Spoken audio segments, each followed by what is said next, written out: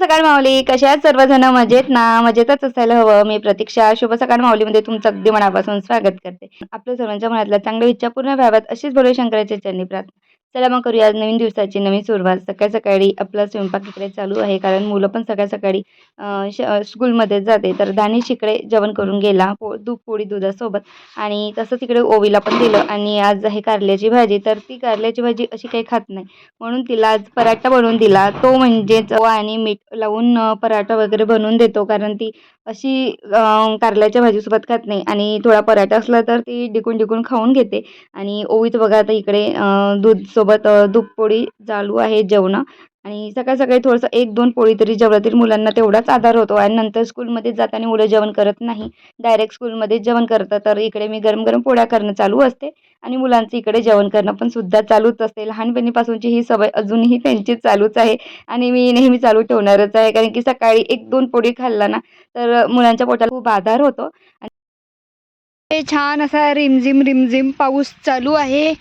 आणि आम्ही इकडे आता भेंडी आहे ही, तर अशी छान एवढी एवढी भेंडी निघाली. आणि आम्ही इकडे जिथे नाही निघाली अशा याच्यामध्ये इकडे भेंडी डोबून घेतली.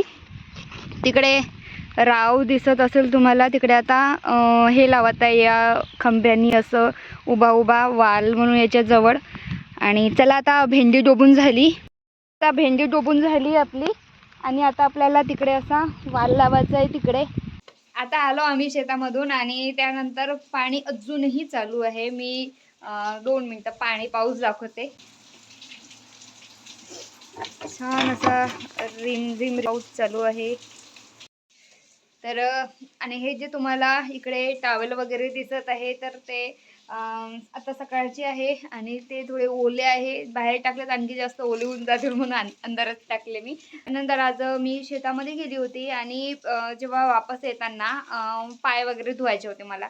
तर पाय धुण्यासाठी म्हणून ते गड्डे असतात आणि गड्ड्यामध्ये पाणी भरून असतात.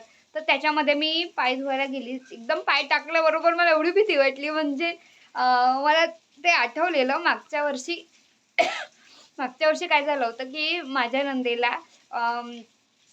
म्हणजे पान लागलं होतं, म्हणजे पायाला साप चावला होता. आणि पावसाळ्यामध्ये कसं त्याचे दर बुजले असतात, तर म्हणजे गड्ड्यामध्ये होता तो आणि वरून पाण्याने भरून होता. आणि अचानक तिने एकदम पाय धुवायला म्हणून पाय टाकला त्या गड्ड्यामध्ये. छोटाच गड्डा होता, पण पाय टाकल्याबरोबर तो चावला असं झालं. तर म्हणून एकदम मला ते आठवलं. एकदम मी पाय धुवायला लागल्याबरोबर मी अजिबात पाय धुतले नाही तिथं. इकडे रोडवर आली आणि इकडे एक नाली आहे इकडे साईडला, तिथून छान असं ओढ्यासारखं पाणी वाहत होतं. तर मी तिथे पाय धुवून घेतले आरामात. आणि पण एक म्हणजे मेसेज देते किंवा एक जे कोणी माझ्या ताई बहिणी आहे त्या शेतामध्ये जाते त्यांना म्हणून सांगते की अजिबात म्हणजे छोटं मोठं म्हणजे गड्डाई असेल ना तिथे पाय टाकून धुवू नका. आपल्याला असं वाटतं की ते पाणी साचलेलं आहे, आपण पाय धुवू शकतो, पण आतमध्ये ढवळ पाणी असल्यामुळे आतमध्ये पण दिसत नाही की काय आहे आणि काय नाही असं होऊन जाते. तर म्हणून प्लीज एखाद्या नदीत जाऊन पाय धुतले चालेल, पाय भरूनही आले आणि घरी धुतले तरी काही हरकत नाही आहे. आपण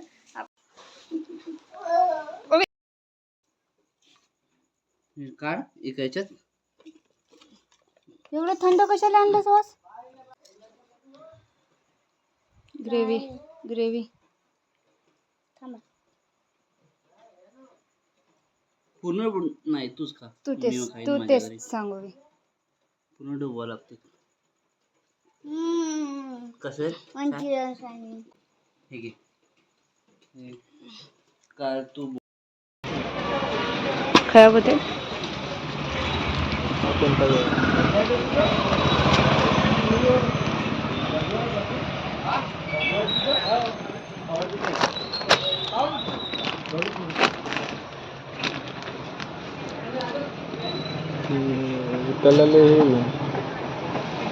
एकसारखेच छान वाटते. मग एकसारखेच छान वाटते. हो त्याची बंगाली जीवाची ना साडी नाही, दोघांना सारखंच चांगलं वाटतं. साडी होते न्यायची, असा कलरही नाही झाला ना.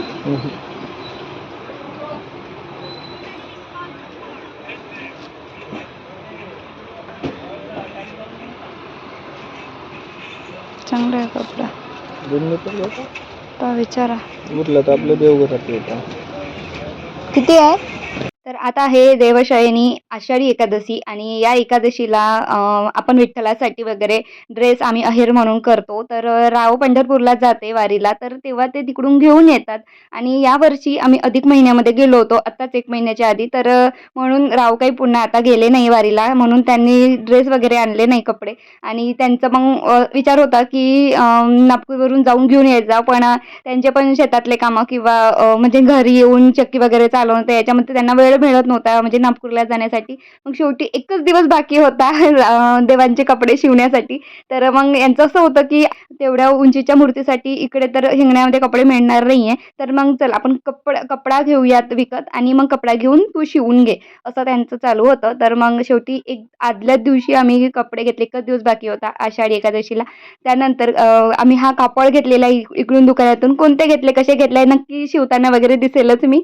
आणि तिथून येता येता कपडे घेतले. मुलांना पावसाळ्याचे ओले कपडे राहतात आणि एक्स्ट्राचे कपडे पाहिजे होते. त्यानंतर काही स्कूलसाठी बुक्स वगैरे काही घ्यायचे होते, वर्कबुक वगैरे, आणि स्टोअरमधून ते सुद्धा आम्ही घेऊन घेतलं.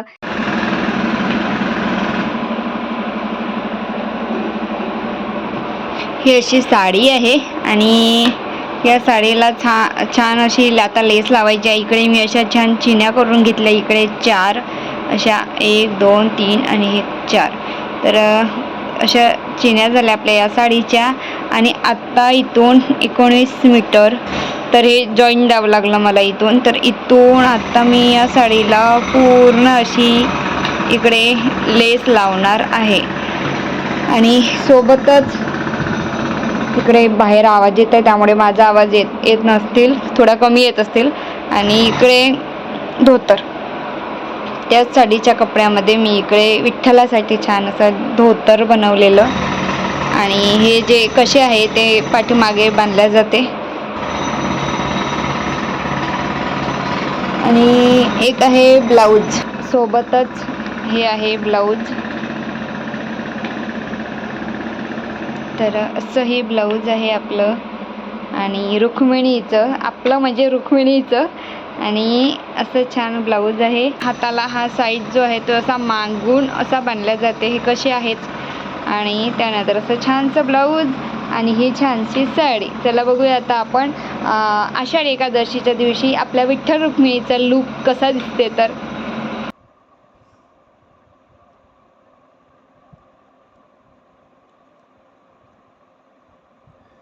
अजून फिट्ट करत आहे, मास्क पकडलं. च्या वर्षी पण माझ्याच बोटाची अशीच अवस्था होती आणि मग शेवटी अक्षरशः ब्लड निघायला लागलं होतं. तेव्हा मग मी आणि दानिश होता सोबत, एवढं आम्ही मेहनतीनं चमच्याच्या टोकानी काढून जोडवी काढली होती. आणि मग शेवटी खूप त्रास झाला होता आणि वरून जोडवी पूर्ण खराब झाली होती, पूर्ण आटा तिचा असा भरल्यासारखा झाला होता. म्हणून माझं असं होतं की जाता जाता सोनाऱ्याचे दुकानं लागतात तर मी त्यांच्याकडून काढून घेईन. पण घाईघाईमध्ये असं होत होतं की शेतातमधून यायला वेळ, त्यानंतर मग तहसीलमध्ये पटकन जाणं होत होतं, तिकडून मग कधी कधी घरी येतो, कधी कधी कामं राहत होते, त्यामुळे डोक्यात राहतच नव्हतं की जरी पण दुकान लागत होते सोनाराचे तरी पण की जाऊन काढायचं आहे म्हणून. तर शेवटी यावर्षी पण तसंच व्हायला नको म्हणून मी रावांना सांगितलं. आणि शेवटी मग ते त्यांनी बघितलं आणि ते मला सांगत होते की का बरं म्हणजे एवढ्या लेट सांगितलं. आणि शेवटी काढून घेतलं.